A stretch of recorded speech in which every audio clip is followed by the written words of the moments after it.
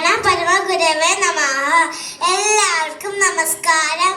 ഞാൻ ഇന്നിവിടെ പറയാൻ പോകുന്നത് ഗുരുദേവന്റെ ജീവചരിത്രമാണ്. തിരുവനന്തപുരം ജില്ലയിൽ ചെമ്പരന്തിയിലെ വഴിവാരം വീട്ടിൽ മാടനാശാന്റെയും കുട്ടിയമ്മയുടെയും മകനായി 1856 ചിങ്ങമാസം ചതയം നക്ഷത്രത്തിലാണ് ശ്രീനാരായണ ഗുരു ജനിച്ചത്. കുട്ടിയായിരുന്നപ്പോൾ എല്ലാവരും നാണു എന്നായിരുന്നു എല്ലാവരും ഗുരുദേവനെ വിളിച്ചിരുന്നത്. ജാതിയുടെയും മതത്തിന്റെയും വർണ്ണത്തിന്റെയും പേരിൽ അകറ്റി നിർത്തിയ ജനങ്ങൾക്ക് ഇടയിലേക്ക് ഇറങ്ങി പ്രവർത്തിച്ച ആളായിരുന്നു ഗുരുദേവൻ.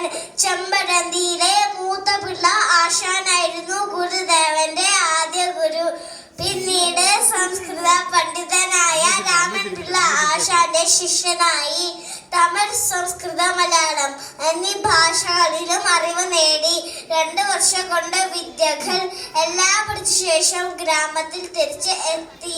അവിടുത്തെ കുട്ടികളെ പഠിപ്പിക്കാൻ തുടങ്ങി. അങ്ങനെ ഗുരുദേവനെ നാണു ആശാൻ എന്ന് വിളിക്കാൻ തുടങ്ങി. ഗുരുദേവന്റെ അനുവാദം ഇല്ലാതെ കാളിയമ്മ എന്ന പെൺകുട്ടിയുമായി വിവാഹം ഉറപ്പിച്ചതോടുകൂടി അദ്ദേഹം വീട് വിട്ട് ഇറങ്ങി. കേരളത്തിലും തമിഴ്നാട്ടിലുമായി യാത്ര ചെയ്ത ഗുരുദേവൻ ചട്ടമ്പി സ്വാമികളെയും തൈകാട്ട് അയ്യാവ സ്വാമികളെയും കണ്ടുമുട്ടി.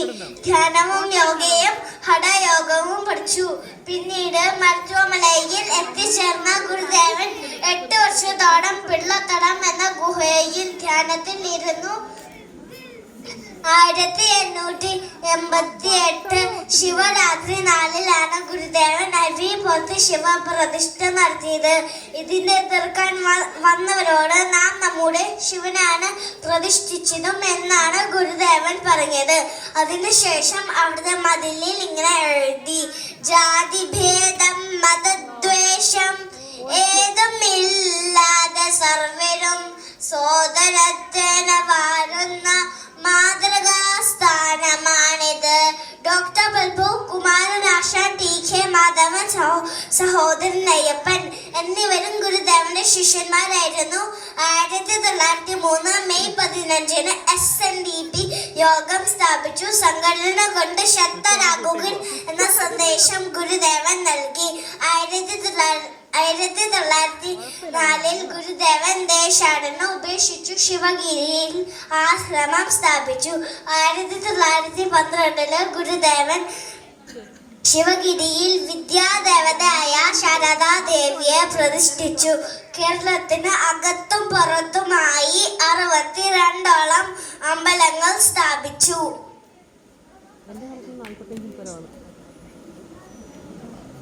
വിദ്യ കൊണ്ട് സ്വതന്ത്രരാകുവിൻ എന്ന സന്ദേശം ഗുരുദേവൻ നൽകി. 1918 1926 ഗുരുദേവൻ സിലോൺ സന്ദർശിച്ചു.